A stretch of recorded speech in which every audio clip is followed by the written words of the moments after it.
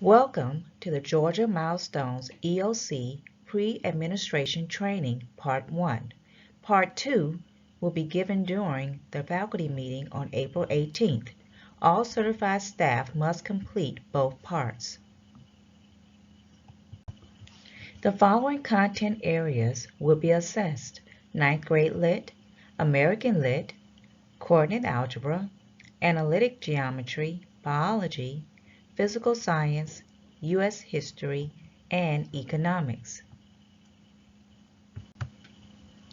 The Georgia Milestones Test Construction. ELA has 3 sections with all 5 types of test responses. Mathematics has 2 sections with 4 types of test responses. Science and Social Studies have 2 sections with selected response questions. The administration times have been revised. Please note the minimum and maximum times.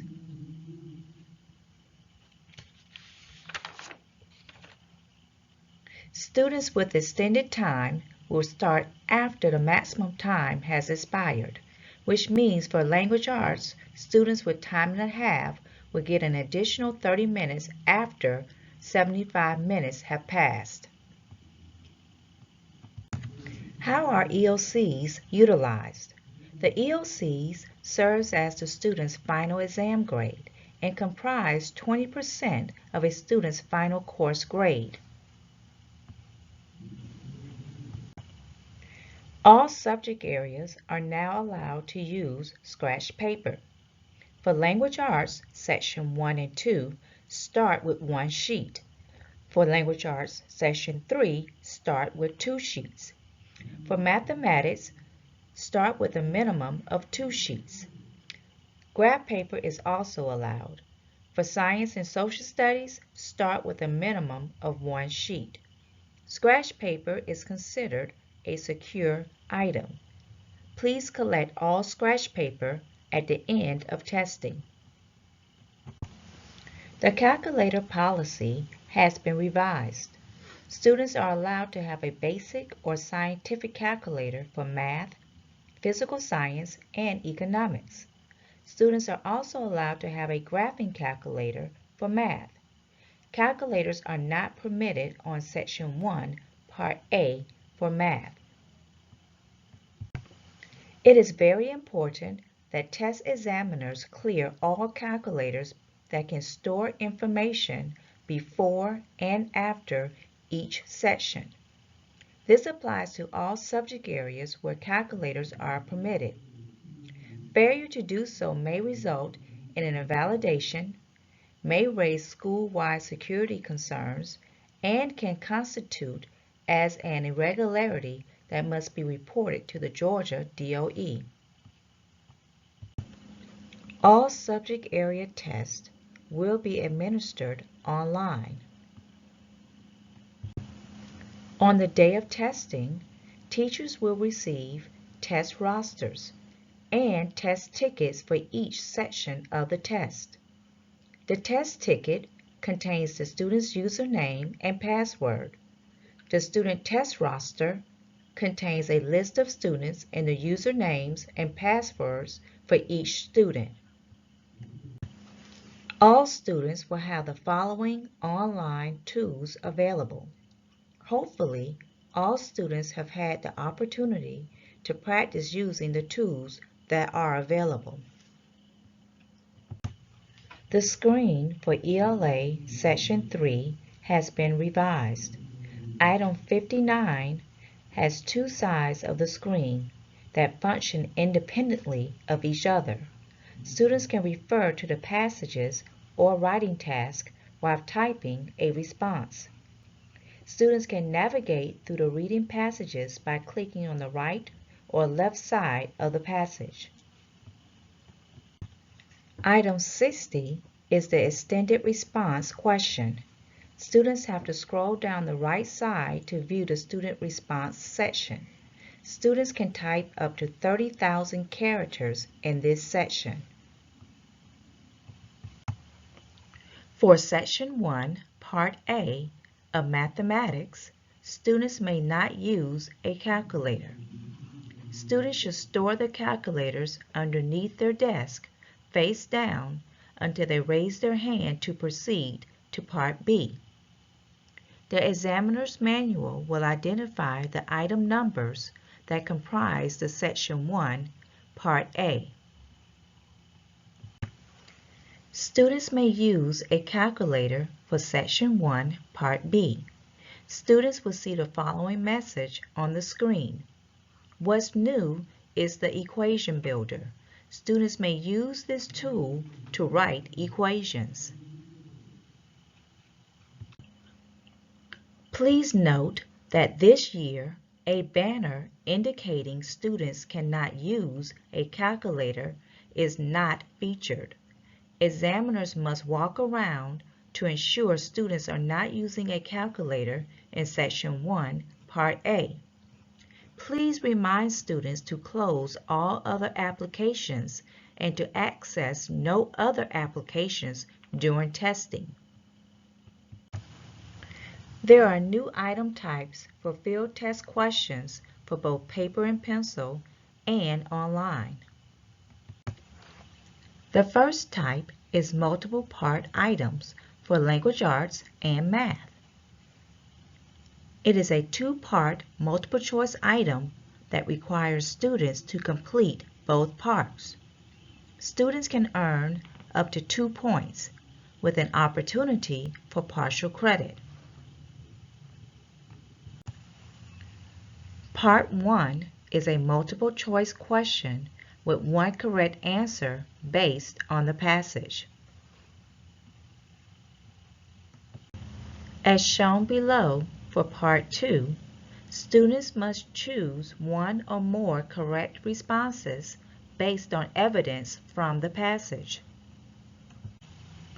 The second type of new item types is multiple select items.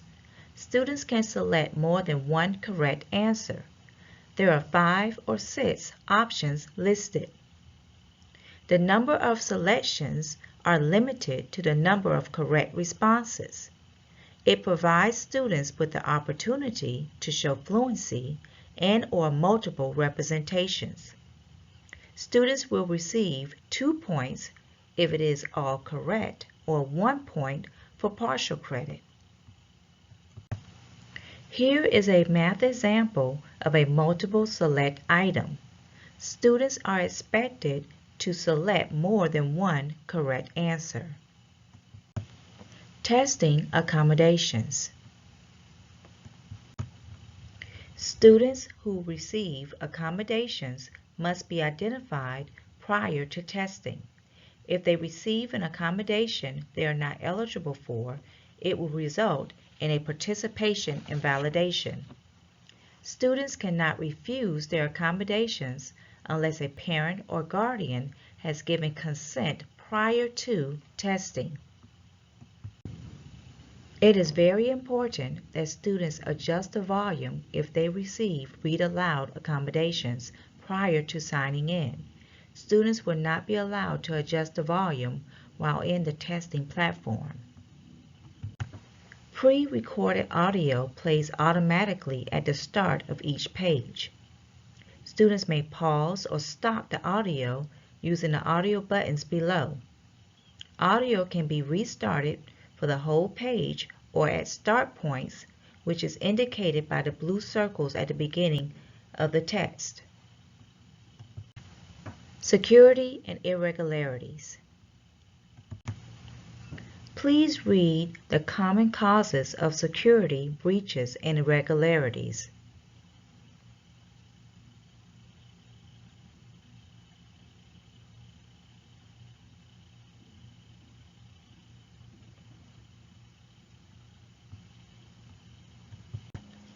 During the test examiners must check to make sure that students are responding in correct spaces. For ELA, examiners should check to see if students are responding to item 60 in the correct location. Examiners should check to be sure students have completed Sessions 1, Part A, and B for mathematics. For mathematics again, examiners should make sure that students are not using a calculator in Section 1, Part A. Examiners should check to see if students click Review and End Test after each session. Maintaining test security and test integrity is critical. All examiners who administer a state assessment must hold a valid Georgia PSC issued certificate.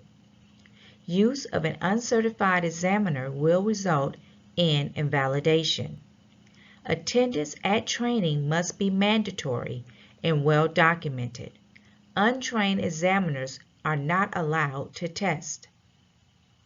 Students and teachers need to understand test protocols and the ramifications of not following testing procedures. The school principal must be made aware of any issues involving testing or test security. Violations may result in invalidation of students' tests and/or referral to the Georgia Professional Standards Commission for disciplinary action.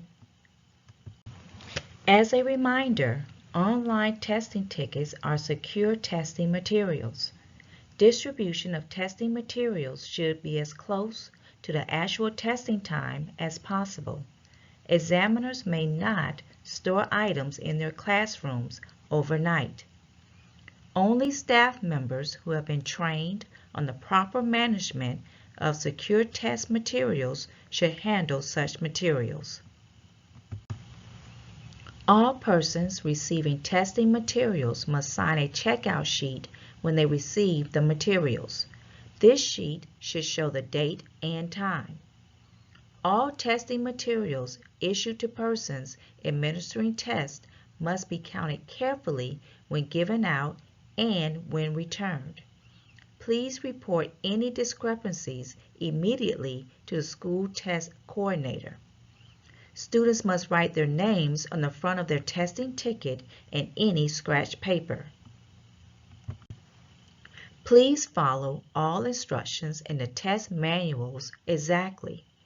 Do not add anything to or delete anything from the directions in the test manual. This violates standardized test conditions and may invalidate scores. All testing materials must be collected and returned immediately after the testing session. Please be reminded that test tickets and used scratch paper are considered secure materials and must be handled as such. For example, if an examiner is administering tests multiple times during a day, the collection and checking in of secure materials should occur multiple times during that day.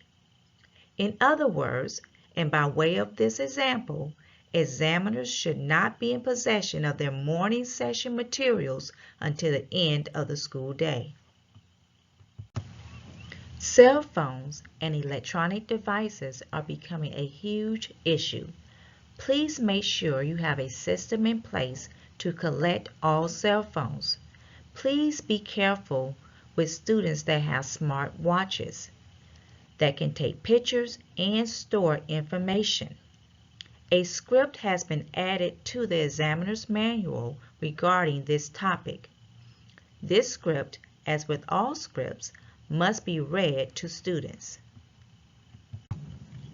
Listed below are 3 scenarios regarding cell phones.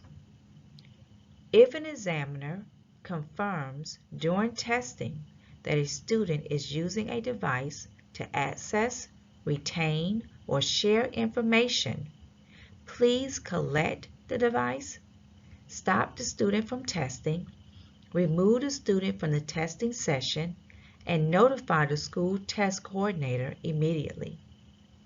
In the event such actions are suspected but not yet confirmed, please collect the device and allow the student to complete testing. Notify the school test coordinator immediately. As soon as it is appropriate, attempt to confirm whether or not the device has been used in violation of the guidelines above. Simple possession of a device, including the ringing of its phone during testing, may be addressed in keeping with the system's code of conduct and does not require an irregularity report to the Georgia DOE. Testing irregularities. The following are examples of irregularities: cheating, using a prohibited device, sickness during test administration, not following a student's accommodations, a student taking the wrong test, and a student testing under the wrong GTID. Avoiding testing irregularities. Please adhere to test security policies, protocols, and procedures. Please reinforce the use of active monitoring in testing environments. Immediately report any possible testing irregularities. Properly identify all students who should receive accommodations prior to testing. If you suspect a student of cheating, but there is no proof of his or her actions, please allow the student to complete the session or entire test. We can always invalidate a test after all the facts are collected. In the event that we have an evacuation or any other unexpected event, please lock up the testing materials and then exit the room. If you encounter connectivity issues, please follow the troubleshooting guide that will be given to you. If you are not successful, please notify the testing coordinator. Never take a picture or screenshot of any part of a test. Now we will go over the examiner's manual. Please find the link below to the examiner's manual. I have also attached a copy to this email. On page 9 is the suggested administration schedule, but please know that these are suggested times. You must keep the time. Please read pages 13 through 17. Page 13 is test security. Page 14, test materials. And page 15, student test materials. Instructions for each milestone starts on page 18. The script for ELA is on page 19. For mathematics, page 30. For science, page 41. Social studies, page 50. Please familiarize yourself with the instructions before the day of the exam. Please take a short 15-question quiz at the end of this training video. The quiz is due by Wednesday, April 20th. The quiz is located on My Big Campus. All other handouts listed below are attached to this email. Please bring with you on the day of testing the 3-page document of do's and don'ts, signed. Verification that you have read the examiner's manual. On the last day of testing, please bring with you the document stating that you have followed all instructions at the end of testing. This concludes the training video part 1. Please do not hesitate to contact me if you have any questions before, during, or after testing. Thank you for your time.